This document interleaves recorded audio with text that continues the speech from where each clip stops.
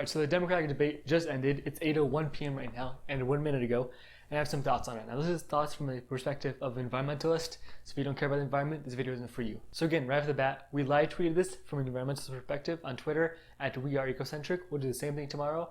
Go follow us there. So with the actual debate, they had so many opportunities to bring climate change and the environment into this, from healthcare to U.S. intervention. The environment affects everything, but this debate made it seem like a side issue. Only Inslee seemed to really comprehend this, or at least was the only one to express it. When the moderators asked what the greatest geopolitical threat to the United States was, it was the perfect opportunity to mention climate change and show a true understanding of this crisis. Instead, Delaney got it wrong, Gabbard got it wrong, Klobuchar got it wrong, de Blasio got it wrong, even Inslee got it wrong. Only Beto, Warren, and Booker got it right by mentioning climate change. Now, what I'm going to do is I'm going to talk about each of the candidates individually. I wrote some notes on them, starting from the best to the worst. So obviously, best candidate was Jay Inslee. Jay Inslee is the absolute god of climate action. He gets an A++ from me, and I would vote for him today. Even if he doesn't win, I hope he becomes the administrator of the EPA or something. He also mentioned climate change in his closing statement with great rhetoric. Kudos to him. So second, Elizabeth Warren was the first to mention climate change. Kudos to her. She has a great plan, and she mentioned climate change as an existential threat. That is excellent. Third, Beto O'Rourke has a great climate plan. I'm still a volunteer for him. He actually addressed climate change directly, but he could have incorporated it more. He mentioned climate change as an existential threat, which is excellent.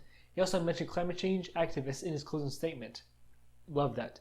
Tulsi Gabbard talked about green economy, which was great. Not much else. She mentioned the green economy again in her closing statements, so kudos to her. Tim Ryan, it's good that he's talking about the workers. That's what Sunrise Movement has been pushing, but otherwise, he didn't talk a lot about climate change.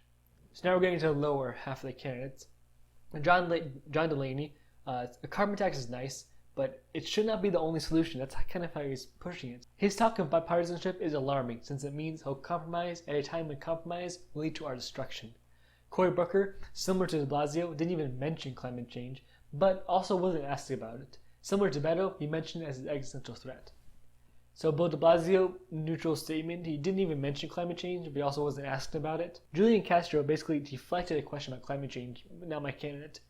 And the worst, Amy Klobuchar, she supports hunting and fishing, which is cruel and unusual punishment to animals. I refuse to vote for her unless I absolutely need to.